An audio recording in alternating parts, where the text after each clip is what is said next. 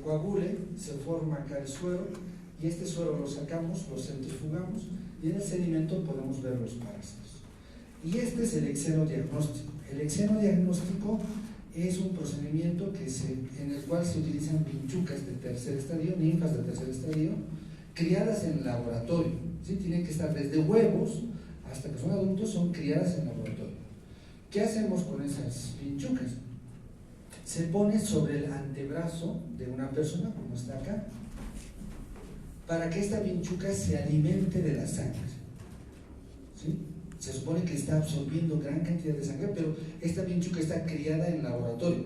Tenemos la certeza de que no está parasitada. No es que vamos a la edad rural, nos traemos unas vinchucas y ahora sí vamos a diagnosticar.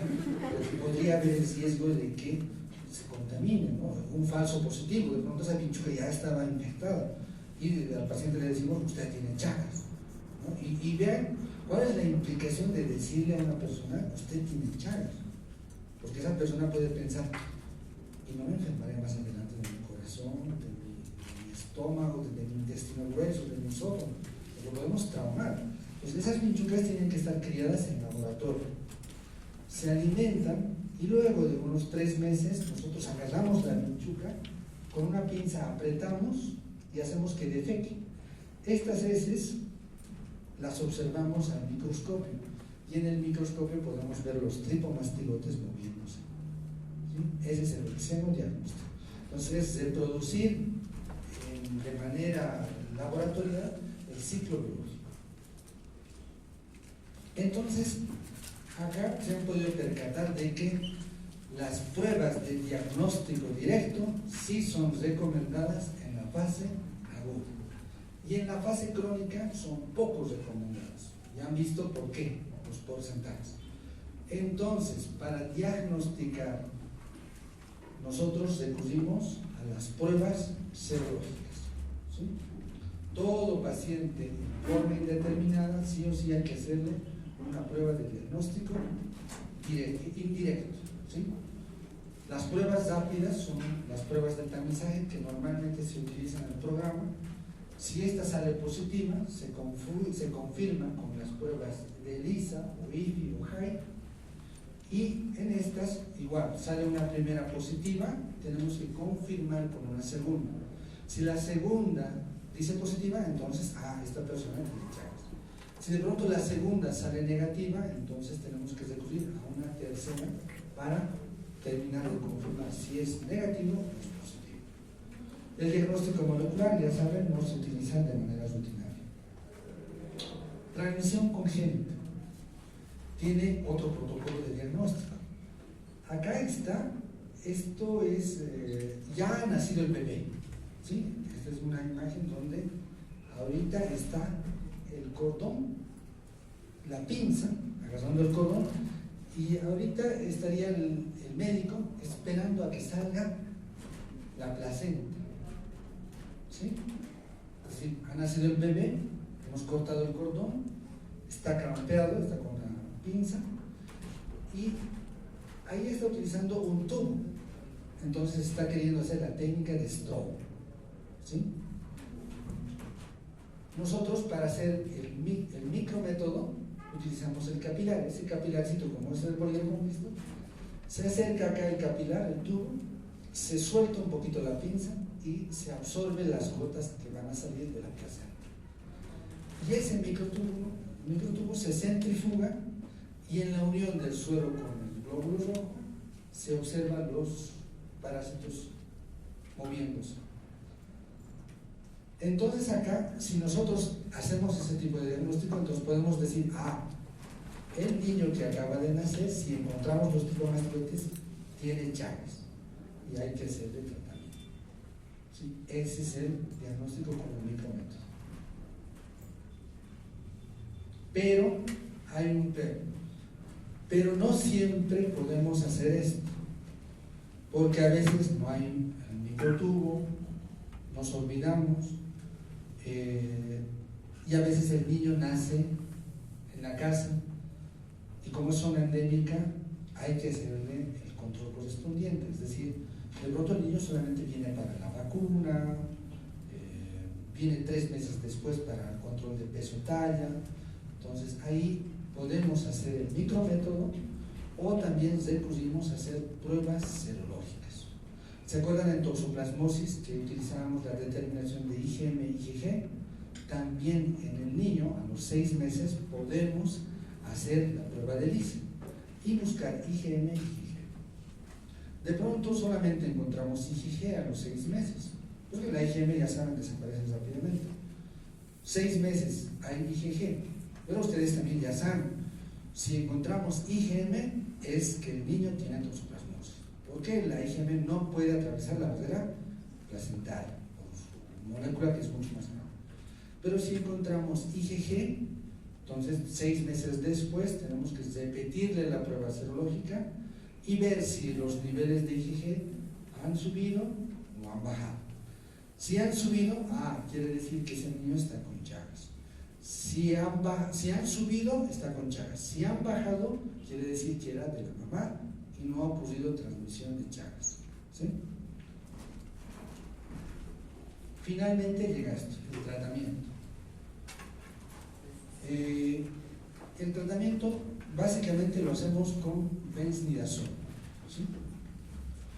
El infurtimox es muy complicado, es muy tóxico y se recomienda, antes la norma decía que solo se hacía tratamiento a los menores de 10 años incluso, porque hay una ventaja con los menores de 10 años. Toleran muy bien, prácticamente no hay efectos adversos en los niños. Entonces, diagnosticar Chagas congénito a edades tempranas o diagnosticar a edades tempranas en Chagas nos permite hacer un buen tratamiento. Antes la norma decía cuando diagnosticas Chagas de pronto a una persona de 25 años, 30 años en forma indeterminada, no se les daba ningún tratamiento. Pero ahora sí se está promoviendo el tratamiento a las formas indeterminadas. ¿Sí? ¿Por qué? Porque ustedes saben, no hay cómo decirle a esta persona, usted se va a quedar en forma indeterminada, o usted va a hacer forma cardíaca o forma digestiva. Pero sí hay una posibilidad de que nosotros podamos tratar esa forma indeterminada y evitar que a futuro pueda desarrollar una forma cardíaca. ¿Qué es lo de malo? Que en las personas mayores hay más efectos adversos. Y esos efectos adversos tienen que ver con hipersensibilidades en la piel, ¿sí? Pues aparecen úlceras. Pero tampoco es algo que no se pueda controlar. ¿Por qué? Porque nosotros, y ustedes ya van a ver cuando estén saliendo ya, una de las cosas que siempre se recomienda es, cuando ustedes dan un esquema de tratamiento, siempre tienen que decirle, ¿no? Ante la aparición de algún efecto adverso, qué sé yo, le aparecen ronchas, hay estados nauseosos, le duele la cabeza, por el medicamento, vuelve. ¿Sí? Y lo mismo pasa con estos medicamentos. Ante la aparición de algún efecto adverso, regrese, vuelve. ¿Sí? Y la primera semana siempre se los va controlando, cada día tiene un cambio, porque no es un tratamiento de un día o 2 días, es un tratamiento por menos de un mes. Entonces hay que irlo controlando. No es que tú le das los medicamentos y le dices ya de aquí a un mes nos vemos. No, tienen que decirle que se retorne, regrese. Tendrían que ser muy malos médicos para que realmente una reacción adversa se les pase, ¿no? Y este paciente se complique y se muera por una reacción adversa. ¿Cómo que ha ocurrido? Hace años, hace unos 10 años, también hubo un escándalo en el programa de Chagas, porque justamente un paciente con Chagas se murió. ¿Por qué? Porque no hicieron el control de las reacciones adversas. Y hay posibilidades. Puedes espaciar el medicamento, puedes reducir la dosis, puedes utilizar corticoides para evitar los efectos adversos. Ya estamos terminando. Entonces, el tratamiento específico es ideal diagnosticar en fase aguda, pero es complejo, porque han visto, más del 90% son completamente asintomáticos en fase aguda, pero es ideal, ¿no? Diagnosticar en esta etapa y darles su tratamiento en esta etapa, así matas y evitas que pasen a la fase crónica. Pacientes menores de 15 años, ya les he dicho, con el programa, reactivación en pacientes inmunodeficientes, entonces ahí tiene que seguir su terapia antirretroviral, cuidar los linfocitos PSD4 y de esa manera de pronto podemos evitar las reactivaciones. Accidentes de laboratorio es un poco frecuente, de pronto al manipular las jeringas puede haber una autoinoculación, y evaluar el tratamiento de los pacientes crónicos, ¿no? Si hay algún paciente el cual va a hacer el tratamiento en etapa crónica, lo ideal es en forma indeterminada. Cuando está en una etapa ya de forma cardíaca o forma digestiva, no sirve de nada darle el tratamiento, porque el daño es irreversible. Es decir, por más que tú le des el tratamiento, no vas a poder remediar el daño que en el corazón, el esófago, el intestino. Eso ya no se puede remediar. Control. La lucha antivectorial básicamente está en base a una que es el rociado residual. El rociado residual es utilizar unas bombas, han debido ver esas bombas con las cuales fumigaban las casas para el COVID, ¿sí? Es como un chisquete, entonces uno va rociando la pared, ¿sí? Se carga aquí unos 20 litros y va impregnando la pared con un insecticida residual, ¿sí? Este insecticida residual tiene la capacidad de quedarse impregnado en la pared por 6 meses. Entonces, ¿qué es lo que pasa? Las casas generalmente son hechas de adobe y hay rendijas, y dentro de esas rendijas viven las vinchucas, o pueden vivir en el tumbado. En las áreas rurales generalmente las casas no tienen tumbado, ¿no? Directamente está la cabina, o algunas tienen tumbado, pero un tumbado improvisado, ¿no? Con yutes de pronto, o ahí también colocan ropas o cosas, ¿no? Entonces se rocía y el insecticida está impregnado ahí durante 6 meses.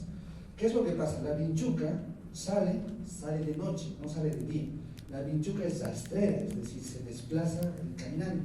Tiene alas, pero no vuela, planea. Se lanza, de pronto está en lo alto, se lanza, estira sus alas y planea y cae ahí, ¿no? Cae a un lugar y se guía y se orienta por la respiración, por el dióxido de carbono que eliminamos.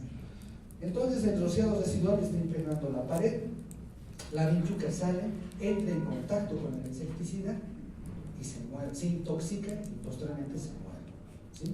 Esa es la función del rociado residual, que es muy diferente al rociado espacial. Han debido ver en las campañas de dengue, son unas máquinas que botan un vapor, ¿sí?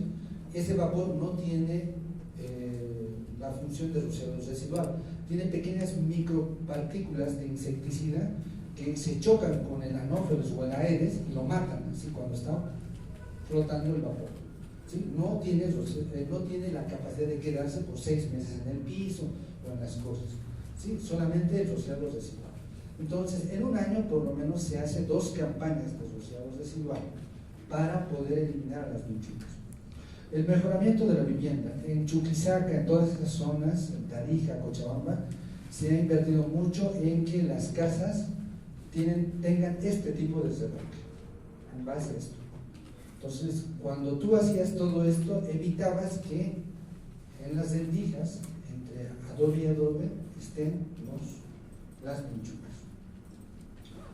Educación y participación comunitaria. Es decir, es muy importante esto, porque han visto que en las casas, pese a tener este revoque, cuando se hacía el control o la inspección de estas casas, igual se volvían a encontrar vinchucas.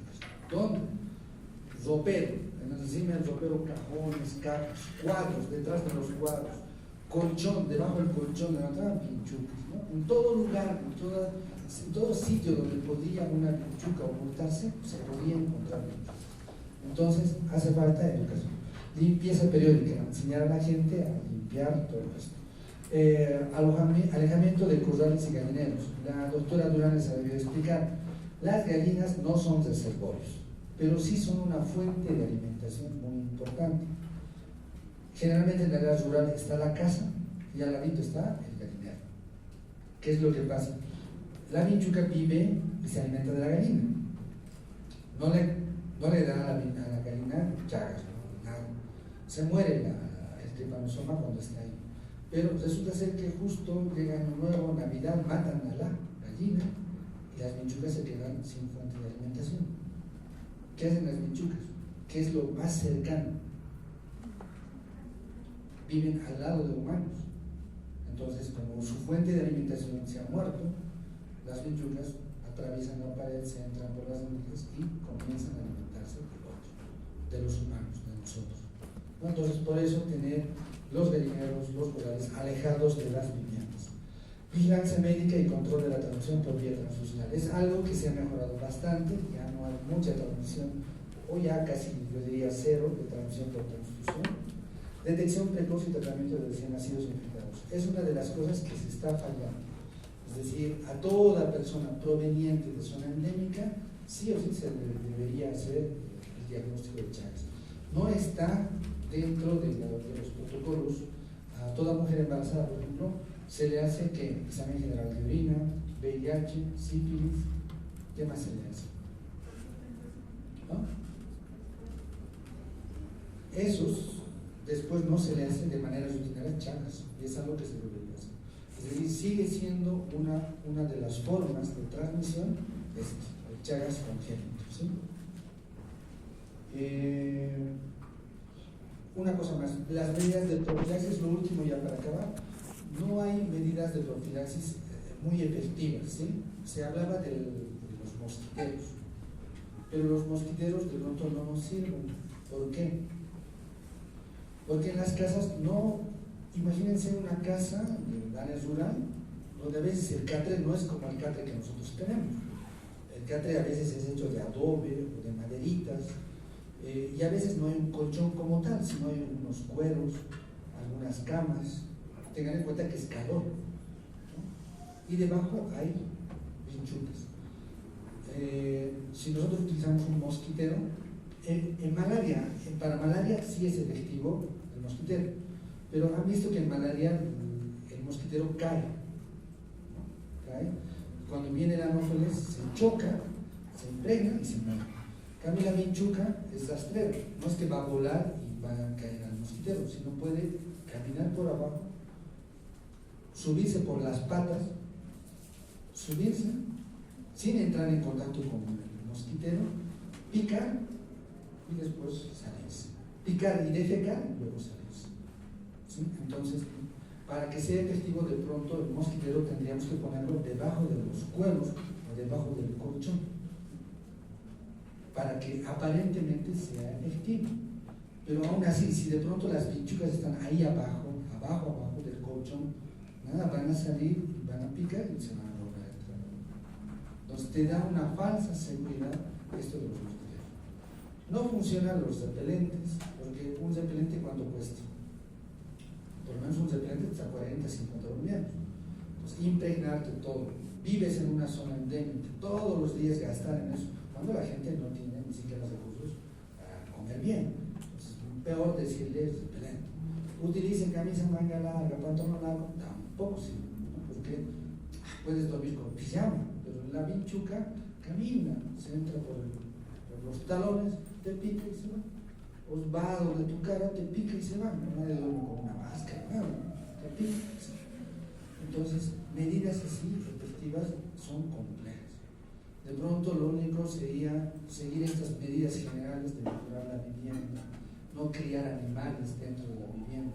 Una de las cosas, por ejemplo, que se habla mucho de que los cuis, por ejemplo, han sido otros desenvolvios domésticos, porque en el área rural, ¿cómo crían a los cuis? Dentro de la casa. Y la casa es dormitorio, comedor, baño, cocina, todo, un cuarto a veces. Y el piso a veces es de tierra. Entonces eso hace que los cuis abrían su pequeña madriguera en el piso, entraban ahí, unos 10, 4, 5 cuis, salían, entraban. Pero dentro de esas madrigueras había vinchucas.